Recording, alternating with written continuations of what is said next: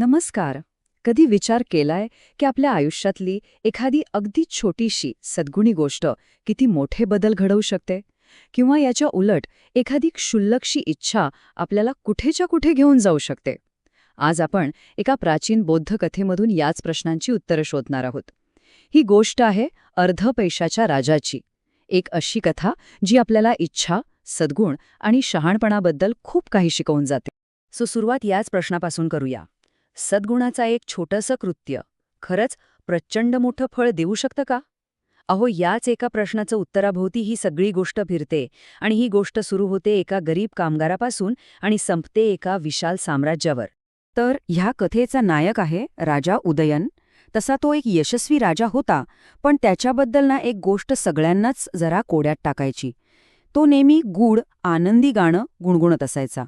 आता ह्या आनंदाचं रहस्य काही त्याच्या राजमालात नव्हतं.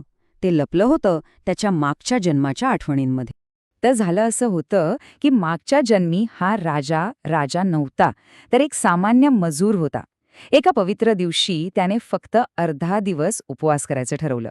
आता भुकेनं त्याला प्रचंड त्रास झाला, वेदना झाल्या, पण त्याचा निश्चय अजिबात ढळला नाही.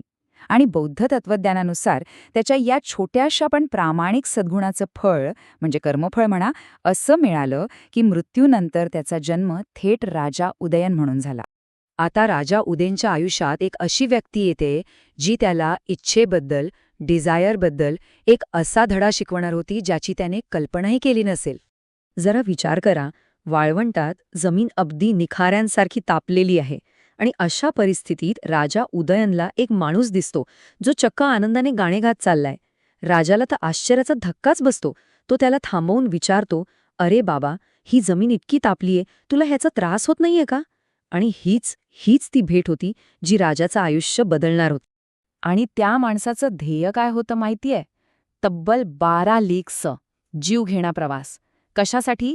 तर एका भिंतीत लपवलेला फक्त एक अर्धा पैसा परत आणण्यासाठी. विचार करा, एका अर्ध्या पैशासाठी एवढा त्रास. हे ध्येय खूपच विचित्र आहे, नाही का?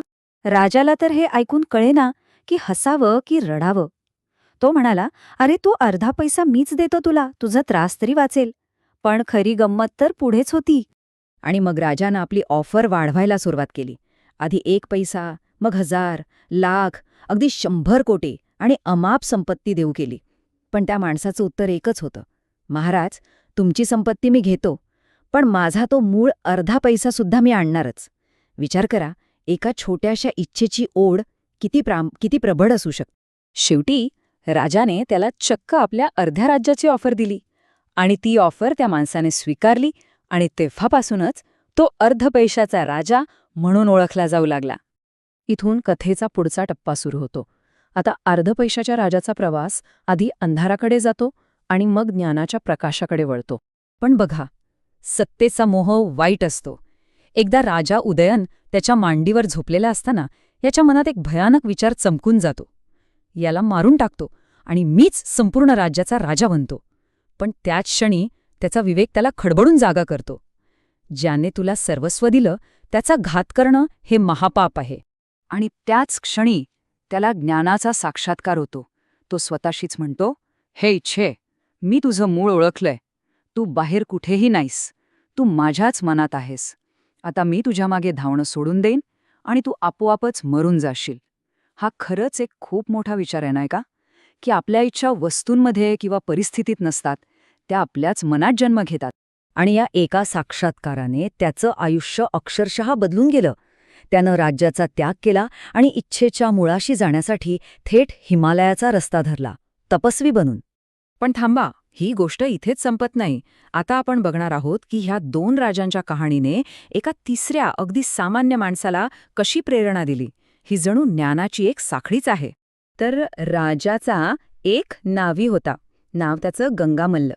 तो एक हुशार आयडिया करतो. दाढी करायची नेहमीची पद्धत तो उलट करतो. म्हणजे आधी वेदना देणारा चिमटा वापरतो आणि मग आरामदायक वस्त्रा.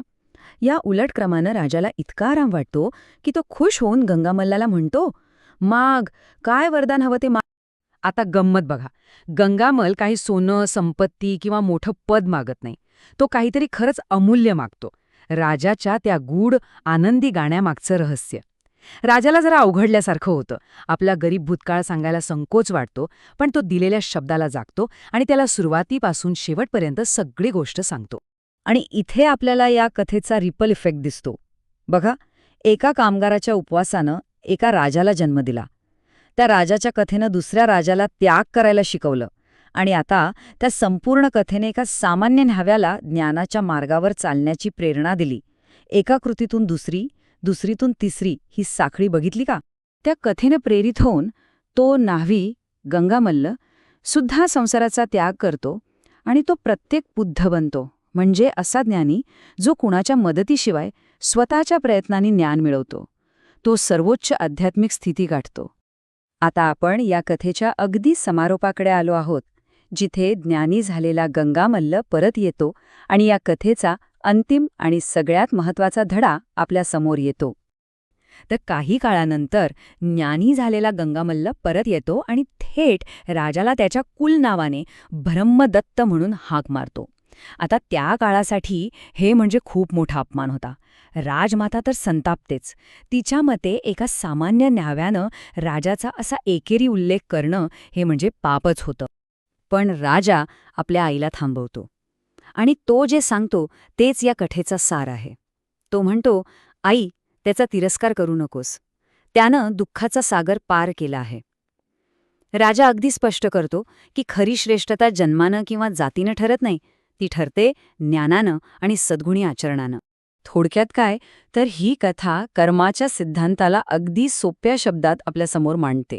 आपले हेतू आणि आपल्या कृती अगदी त्या छोट्याशा उपवासासारख्या थेटपणे आपलं भविष्य ठरवतात. तर मग या संपूर्ण कथेतून आपण काय शिकू शकतो? पहिली गोष्ट, आपला एक छोटासा प्रामाणिक संकल्पसुद्धा प्रचंड मोठे बदल घडवू शकतो. दुसरी गोष्ट, एखादी अगदी क्षुल्लक वाटणारी इच्छा आपल्यावर पूर्णपणे ताबा मिळवू शकते. आणि तिसरी आणि सगळ्यात महत्त्वाची गोष्ट, खरं स्वातंत्र्य हे इच्छांच्या मागे धावण्यात नाही, तर त्यांचं मूळ समजून त्यातून मुक्त होण्यात आहे. आणि जाता जाता फक्त एक विचार, आपल्या प्रत्येकाच्या आयुष्यात असे कोणते अर्धे पैसे आहेत ज्यांच्या मागे आपण अविवेकीपणे धावत असतो, आणि जर त्यांचं खरं मूल्य, त्यांची खरी किंमत आपल्याला कळली, तर आपलं आयुष्य किती बदलेल यावर नक्की विचार करा.